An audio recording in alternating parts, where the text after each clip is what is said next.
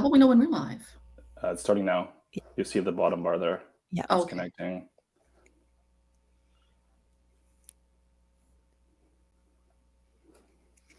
I think we're live now, Janet. Okay, thanks. Okay, good morning, everyone. And all right, good morning, everyone. Welcome to the Faculty of Arts and Social Sciences, or FAS, at Carleton University. Can everyone see the slides? Okay. All right, so I'm Janet Mantler, and I'm the Associate Dean of Student Affairs and Enrollment in FAS. And with me today is Susan Burrow, who is a Program Coordinator for the Center for Initiatives in Education. I'll be talking for about 15 minutes to provide you with a general overview of the Faculty of Arts and Social Science, again FAS, highlighting just some of our many options. And then Susan will be talking about the Enriched Support Program, which is a supported pathway for some students entering Carleton. When you have questions, could you please put them in the Q&A? The raised hand function doesn't work that well on this platform. And let me also introduce you to Jessie McClintock, who has training in career counseling, who will be monitoring the Q&A and may jump in with some other information as we go along.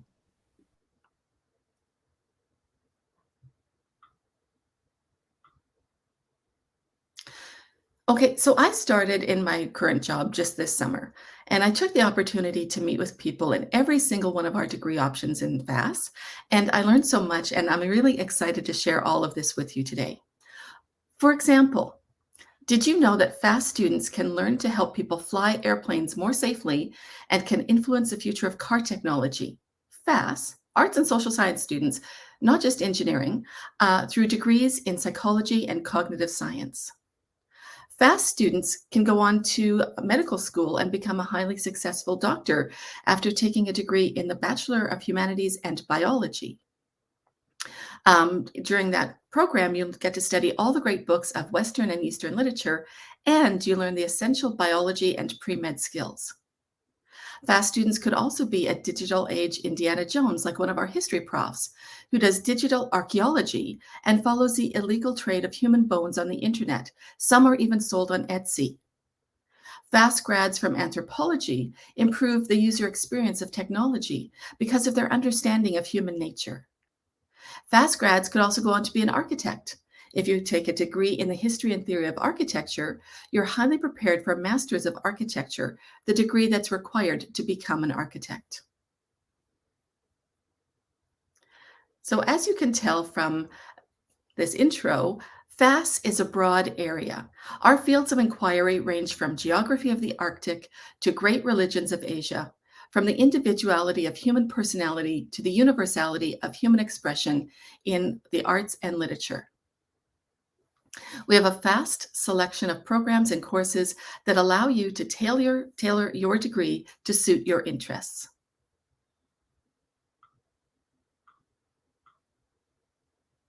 FAS is home to 325 faculty members, instructors, and over 7,000 students. Now, that may sound like a large group of people, and it is. But in FAS, the advantage is that we have all the resources and access of a large university, but it feels very small, personal, and caring. We're home to outstanding interdisciplinary faculty research and innovative and award-winning teaching. FAS provides students with a collaborative learning environment that promotes creative ingenuity and the critical thinking and communication skills required for our workforce. Most of our programs offer small classes that allow you to get to know your professors and participate in lively discussions. Professors in FAS in our courses get to know you by name. Sometimes they'll refer you to extra reading or books that might interest you because they've gotten to know you so well. Even in psychology, our biggest major, there are sections of intro psych, and those normally you think about those as the large 300, 400,000 person classes. In intro psych, we have sections that are limited to psych majors only, so there are far fewer people in the class, and you get to have hands-on learning opportunities. And by third and fourth year, every one of our programs has specialized seminars, and some of our programs also offer mentors who are graduates from that program who've gone on to get great jobs. So you have a chance to get to know people who are in Carleton and who've already gone through Carleton. The best way to start your time at Carleton is by taking a first year seminar. These are small, full year classes, usually 30 students or fewer, and they're designed to give you the opportunity to discuss and research topics in one core topic area. They also introduce you to university life and the kinds of academic skills that are required for success through your time at Carleton. They can include everything from figuring out how to read your audit, so that's your transcript, but on steroids, and how to use our library more effectively. Topics change by every year in some programs, and some of our interesting topics this year are things like the anthropology of sport, race and racism in the Americas, fake news, sex and squalor and scandal in Victorian London, or the psychology of violence. Almost every program offers some type of experiential learning opportunity. We have 11 programs with a co-op option, 15 programs with a practicum or internship, 3 programs with a field study. So in Greek and Roman studies, you could go on an archaeological dig, and that we also have geography and environmental studies that have field study opportunities. And we also have a large opportunity for going abroad, the possibility to study in locations all over the world. All of these experiential learning opportunities give you the insight into what it's like to work in the field. And you also know when you're trying to get a job and they say, well, why should we hire you? You don't have any work experience. Having experiential learning gives you that leg up. Now you have the work experience so that you can get hired.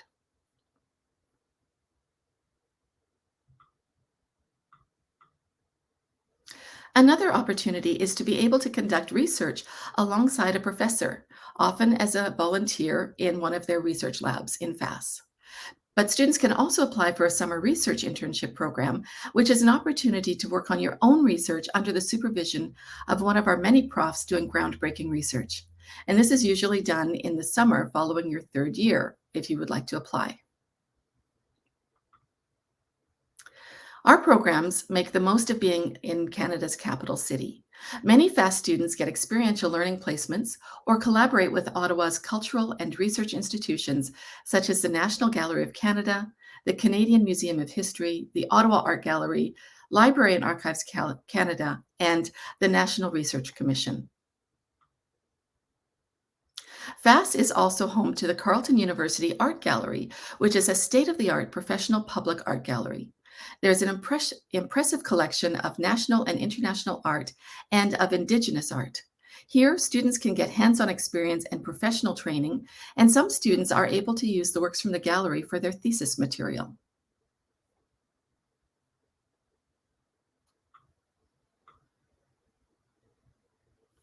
Carleton Dominion Chalmers Centre is an arts, performance, and learning centre in a historic and beautiful building in Ottawa's downtown, with state-of-the-art performance equipment and resources.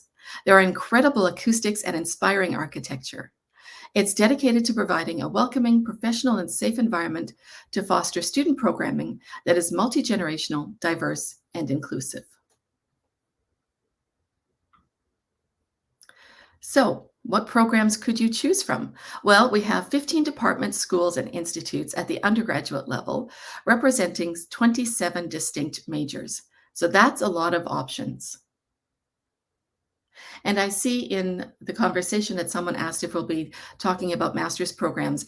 And unfortunately, not today, but I welcome you to join us in our booth after this session in the undeclared booth.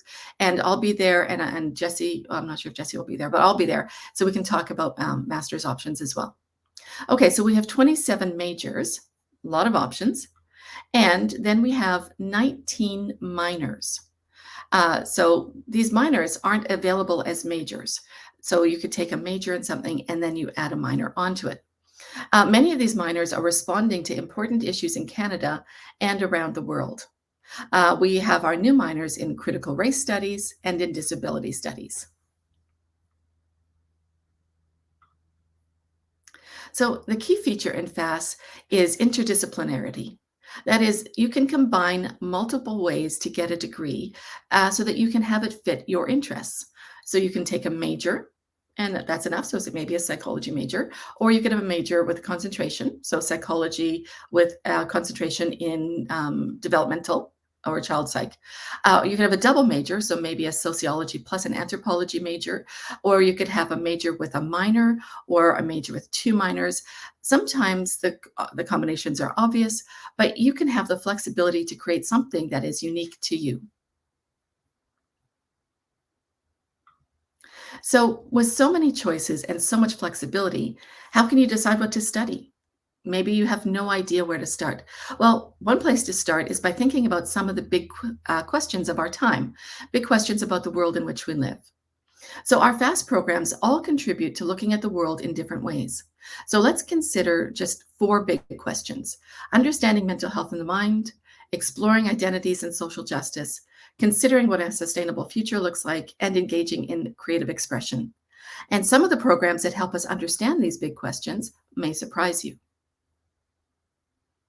Let's start with mental health in the mind. If you're interested in mental health or understanding people, one option, of course, is psychology. But you may want to also consider maybe a concentration in health psychology or our stream in mental health and well being. But beyond that, history offers a course on the history of madness, exploring how mental health has been understood across time and cultures. Cognitive science looks at the mind from the perspective of how we know things, how we learn things, and how the mind develops. Philosophy also explores the nature of the mind and its relationship to the body, and is offering a brand new course on happiness, well being, and the good life. And the School of Linguistics and Language Studies also unravels the mysteries of how the human mind handles language. So, what about identities and social justice? How can we address the societal challenges of our time in socially just ways? Many FAST programs address this very question of critically analyzing the intersections and forms of inequality.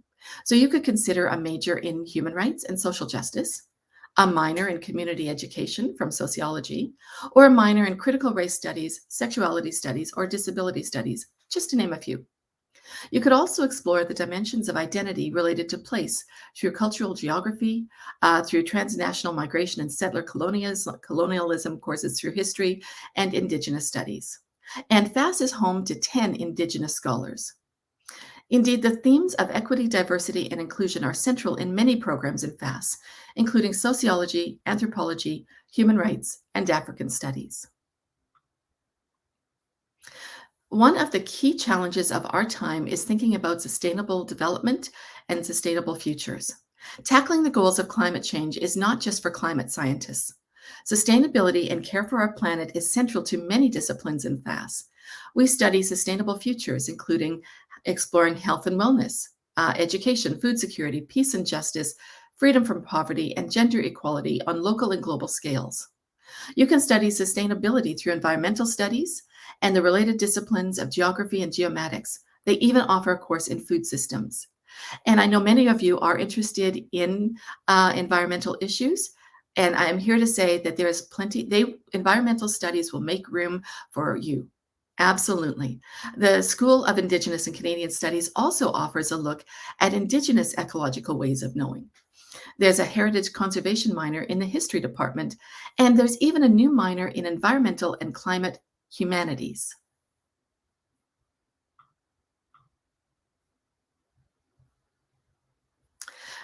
The arts and artists have a powerful and essential role in our world.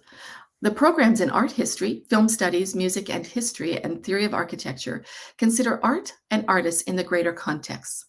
Artists are also products of their environment, so don't hesitate to explore the historical stages and societal factors that have shaped them, approaching creative expression through history courses such as writing historical fiction. The English department is home to a creative writing program and a concentration or a minor in drama studies.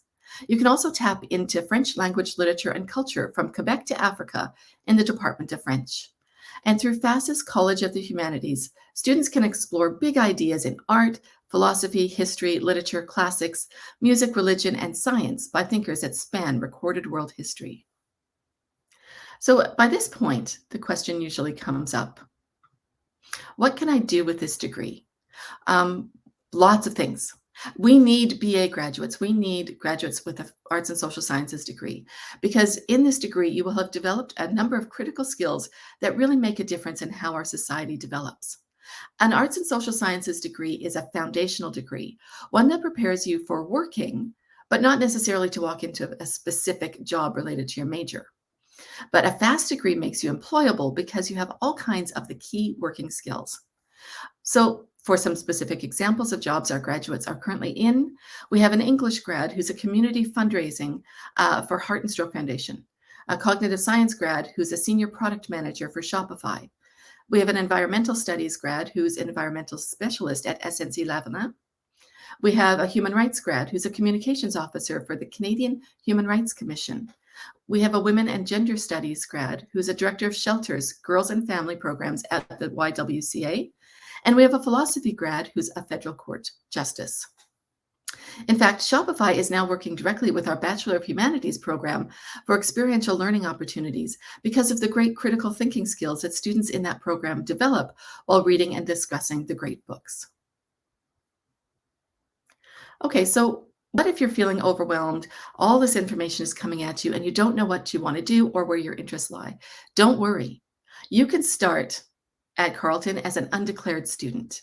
You can start in first year, don't declare a major, and use this time to explore. You can take a variety of courses that are interesting to you, particularly take a first year seminar that I mentioned earlier. And then at the end of the first year, then you can choose your major, depending on what courses appeal to you, where you found your bliss. And many of the courses you have taken during this year would then count towards your degree. Okay, so if you have questions about being an undeclared student, finding what program you're interested in, or again, questions about the future, please drop by our undeclared booth. We'll be there from 10 to 12 this morning. There'll be me and Allison, who is looks after our undeclared students. Also, please note that many departments have booths that are open now, so feel free to pop into them and get to know faculty and students from those booths. And if you missed something that you're interested in, just go to the website for the program at Carleton, and lots of them have videos of students talking about their personal experiences. Be sure to check them out. Okay, so now I'm turning over the screen to Susan Burho to talk about the Enriched Support Program. Thanks, Susan. Thanks, Janet. Right. Janet, I think you have to stop sharing your slides so that I can share mine. There we go.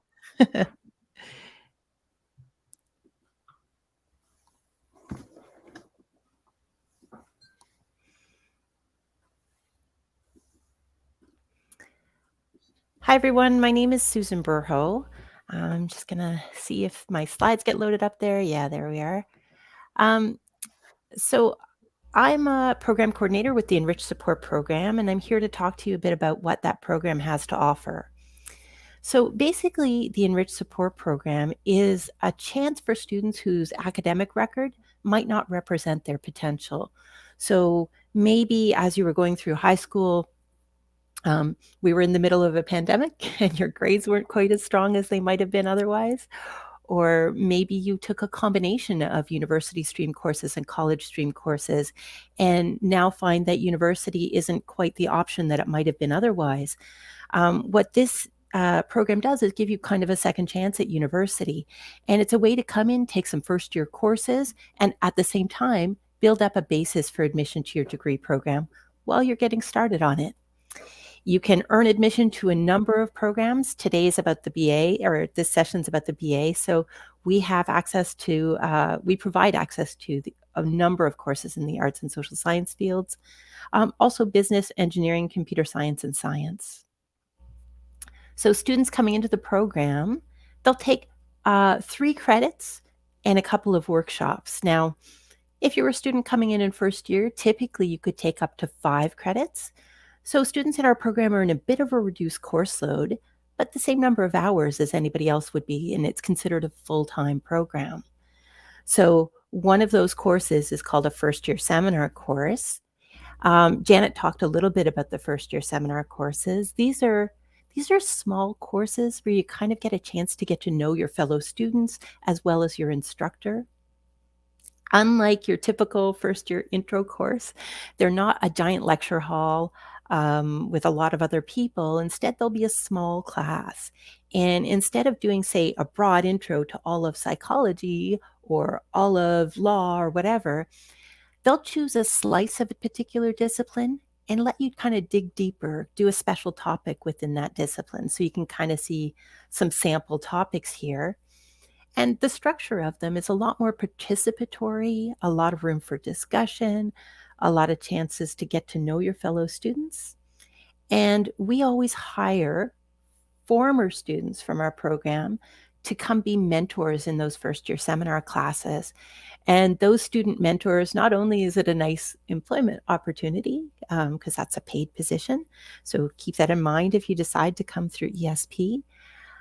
It's also a chance to have somebody who's there as a transition guide who can kind of be that person that you go to with any questions that you might have about being a university student, what's out there, what kind of social opportunities are there, what kind of academic opportunities, and they can share the benefit of their experience coming through the program.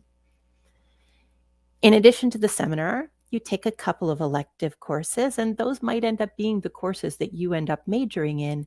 You can see that we've tried to reserve courses in as wide a selection of the first year typical courses as possible. They're the same introductory courses that other students are in. They tend to be your large lecture hall courses.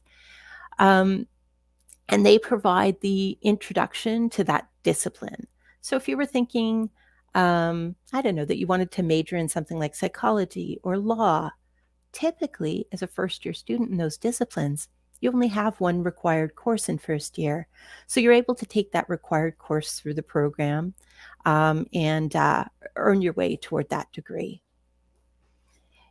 The only difference being in the enriched support program is that, you'll be in that same course same as any other student, graded according to the same standards, but you'll also have the benefit of these weekly workshops. And the workshops are really there to kind of help you unpack what the professor is looking for.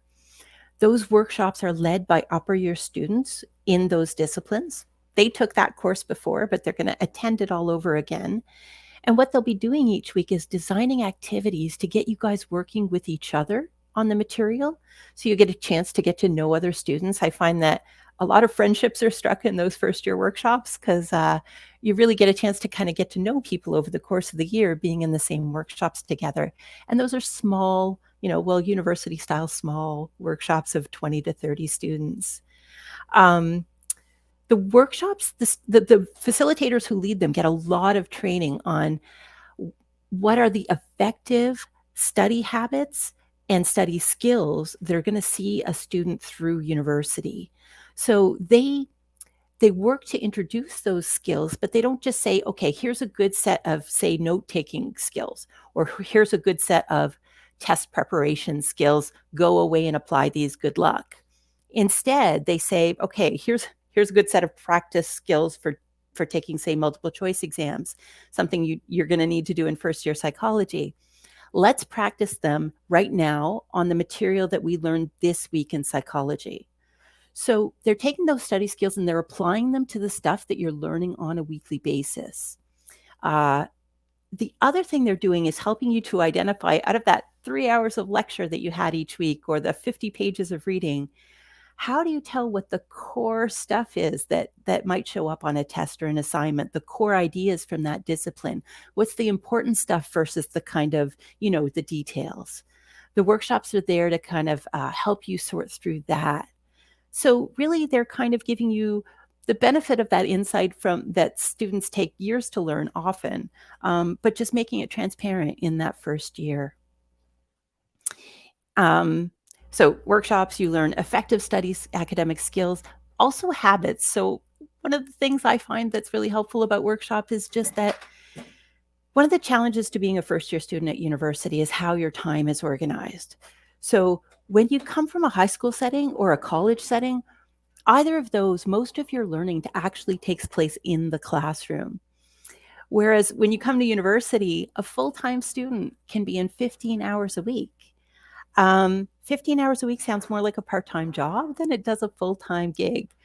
So what the workshops do is help you to structure some of your time. In university, the expectations shift. The professor, for each hour that you're in class, they're giving you 1 to 2 hours of work to do outside of class. So there's this emphasis on independent learning And the challenge is to structure your time effectively outside of the classroom. And that's one of the things that workshops help with. They help with that transition to structuring your time in effective ways. So resources that exist outside of all that, that stuff that I just talked about is the stuff that would appear in your schedule. But then we also have one-on-one supports that you can access that you would book appointments for. So things like student advisors, people like me that you would meet with to talk about what are the different majors, minors, and requirements for various degrees? What's the difference between a concentration and a stream, or a certificate and a co-op or a practicum? So we can talk you through all the jargon of university and help you figure out your path. We're there to check in with, review your progress throughout the year, connect you with good campus resources, help you with registration and with going from our program into the degree. We also have amazing academic coaches who are upper year students who work with you one-on-one on your academic stuff. So they're there to help you with the transition to university, helping you, say, organize your time. I read a lot of application essays where people talk about procrastination and time management being things that they struggle with. I think that's a pretty common thing in this modern era. They can help you with essay writing. They can help you with math and science course content if you're in those streams. They're basically there to help you learn how to learn. So to qualify for a program when you come through ESP, most of the Bachelor of Arts programs would require you to earn a C+ average in your ESP year, and that would guarantee you admission to a degree program at Carleton afterward. Student success, so like what percentage of our students are successful?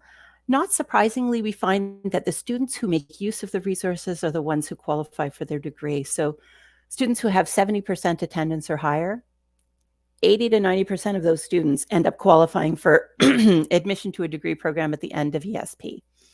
Students with poor attendance, the success rate's only 40%. So if you're considering this program at all, my advice is really make use of the supports that are there.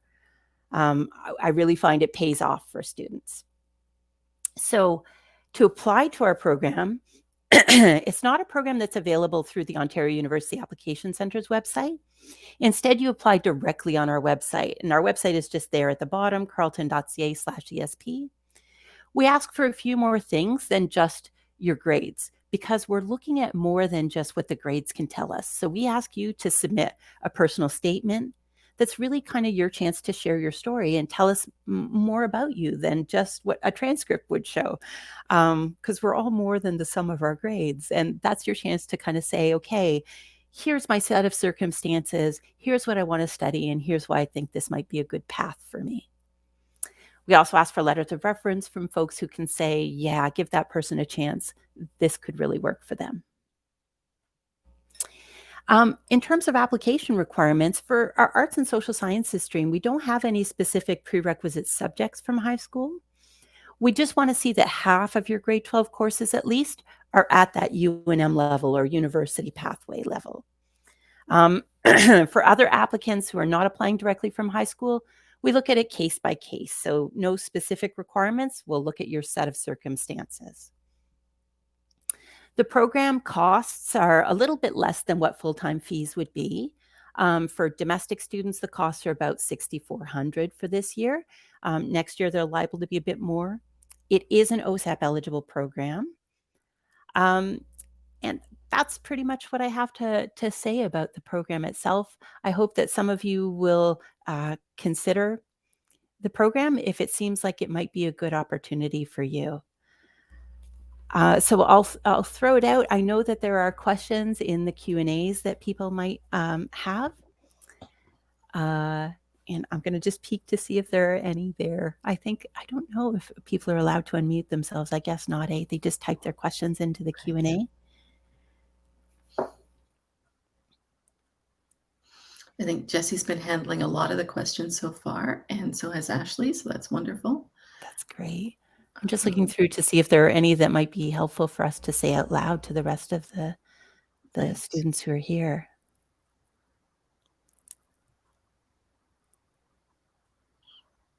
I think most everybody's got answers here. So are there Right. any other questions that people have that have come up? Oh, one of the things I did mean to mention is that I will be staffing a table in the services section. And I will be there from whenever this session ends until 11:30. So if you do want to come chat with me one-on-one, please feel free to do so.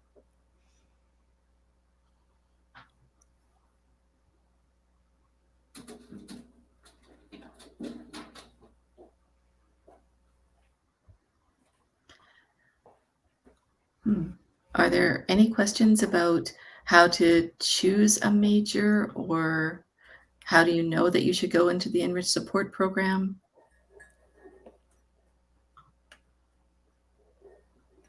One of the things I will mention that sometimes students ask me is if they're applying to a degree program, do they also need to do a separate application to ESP if you're worried about whether or not you'll qualify to go directly in? And I'm afraid it is a separate application, in part because we are looking at more than just your grades. But know that one application won't affect another. So let's say you apply because you want to have like a backup option just in case. If you do end up getting into a degree program and decide to go that route, there's no penalty, there's no deposit, there's nothing along those lines that you would need to worry about. And one application is completely separate from the other, so it wouldn't impact your admissibility to a degree in any way, or vice versa. And sometimes we do get degree students who apply to ESP just because they want that transition support during their first year of study. And that's not an uncommon scenario as well. And so, Susan, are there success stories about students who came in, felt really uncertain? Where have they Yeah, gone over time? so many places. I was just in contact with a student the other day he hadn't finished high school, in fact, and he went to Algonquin to do that academic upgrading program. And then he's like, okay, I did well in that. I want to go to law school. So how do I get there? And they're like, well, you don't have the prerequisites to go to university. So why don't you come do our law clerk program? And he's like, but I really want to be a lawyer. What can I do? And he just kept asking questions until he found our program. And he was one of those guys who, sat in the library each day with his giant sub, because you were allowed to eat in the library in those days. I don't know, you might be again, who knows? I think so. And he ended up on the dean's list in that first year, this guy who never graduated high school. And he went on to do a law degree at Carleton and then law school at Ottawa U. And now he's a professor at U Windsor teaching law. So, and we have professors at Carleton, in fact, who started through our program. There's all kinds of crazy success stories out there. Somebody else we have people who work at Shopify. We have people who work in all kinds of interesting places. I saw in one of the pictures, one of the students in the picture, so that was obviously in his first year, and then I taught him in his fourth year in his honors project, and he's gone on to do great things ever since as well. Oh, that's awesome. Yeah. Okay, so I think, how do I discuss or meet with someone to discuss my schedule? In the services part of AirMeet, there's a lot of options for you to talk to different people. I would think that if it's beyond just if you're thinking about the ESP program or trying to decide what program to apply to, you go to the services, and maybe Ashley can respond to that question because I'm not quite sure. And advice for USA applicants, again, I would suggest going to the services section where there's some people who know those rules, because I think there are some very specific rules, and I think Susan and I both would probably not want to tell you anything that wasn't accurate. Yeah.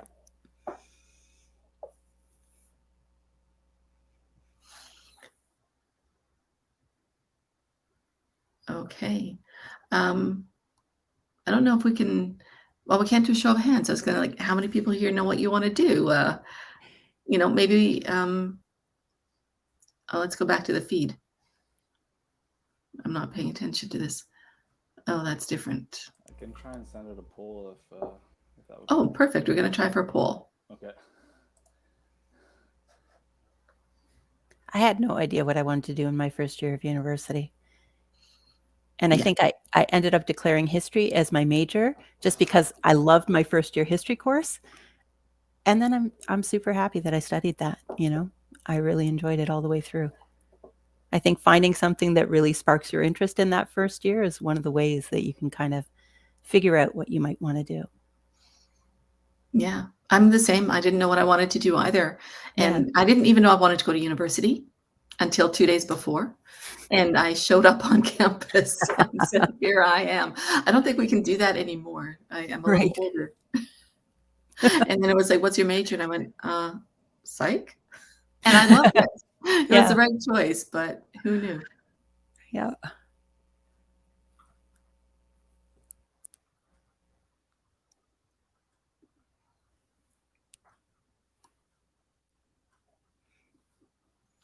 Okay, so yes, can I try courses from other faculties if I'm not sure what I want to major in?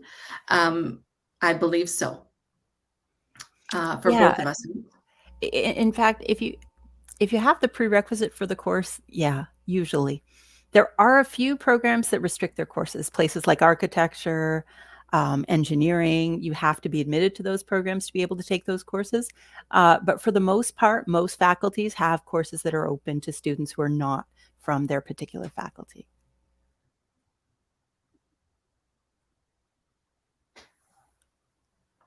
Okay, so Jesse has posted a poll if you'd like to answer. How many people would have an idea of what program they'd like to pursue?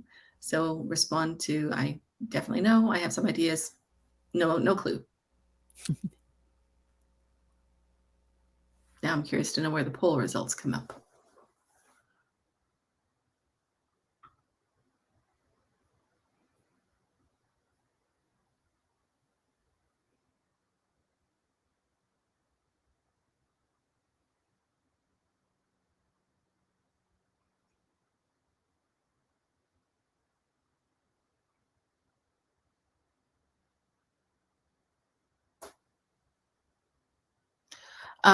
Susan, there's a question here in somewhere else that is there a number of students that you accept for ESP?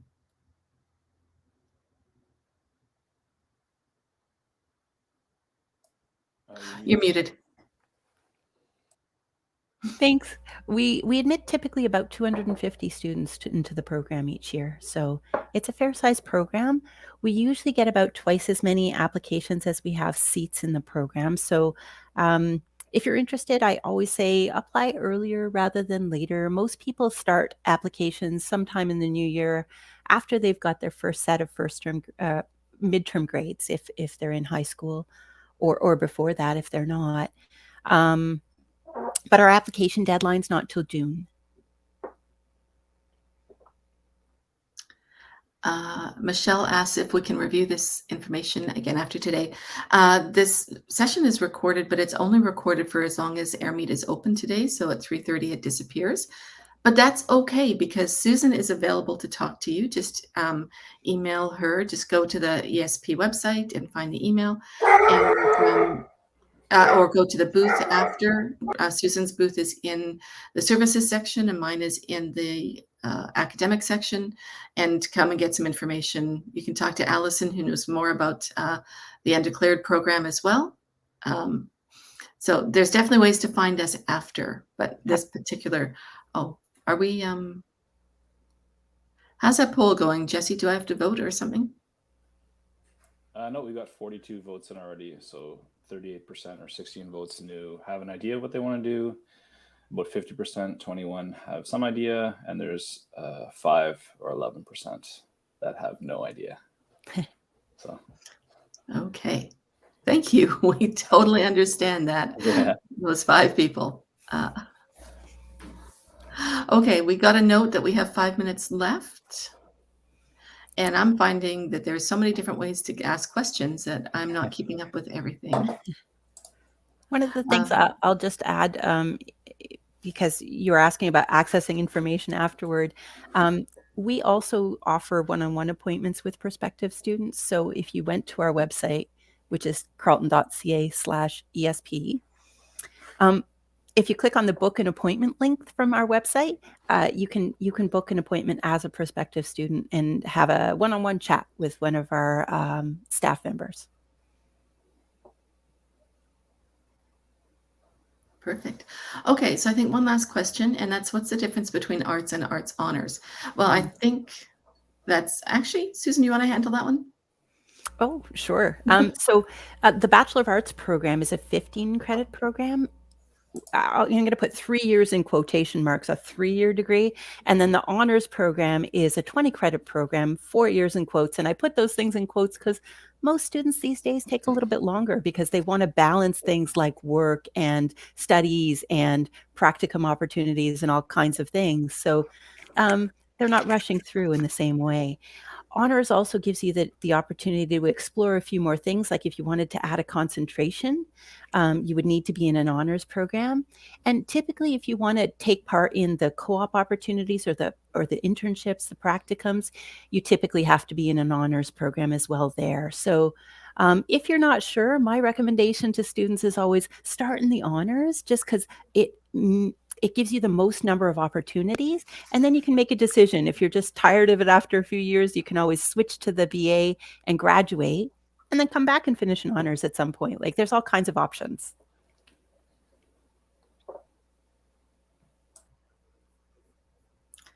Perfect. Okay.